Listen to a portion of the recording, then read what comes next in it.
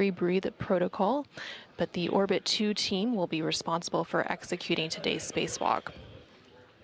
Today's spacewalk is the third of this month and the sixth out of the International Space Station this year.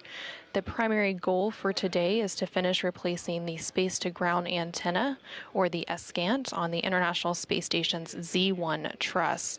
This work began on August 18th, just last week, when NASA astronaut Anil Menon and ESA astronaut Sophie Adenot had gone outside and conducted a 6-hour and 23-minute spacewalk to remove the failed antenna and secure it on the space station's truss structure. However, the crew needed a bit more time than expected to disconnect electrical cables and loosen bolts, which delayed the installation of the replacement antenna. So today, the spacewalkers will go ahead and retrieve that new unit and complete the installation.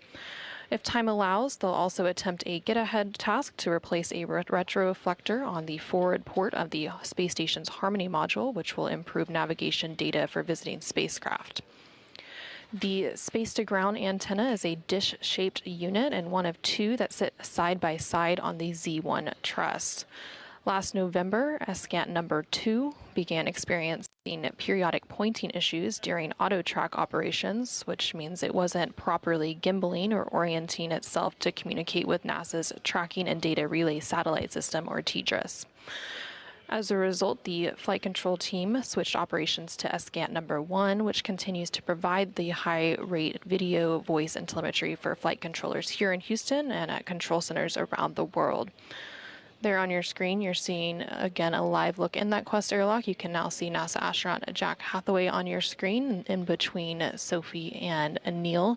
And Jack is providing assistance from inside the space station for today's spacewalk, along with NASA astronaut Jessica Meir.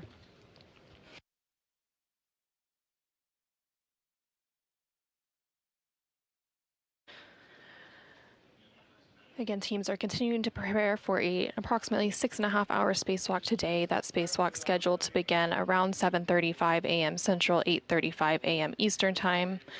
The teams are a little bit ahead of schedule. However, they are expected to pause an upcoming MEDOX, or medical oxygen canister changeout, to stay on track with the planned timeline.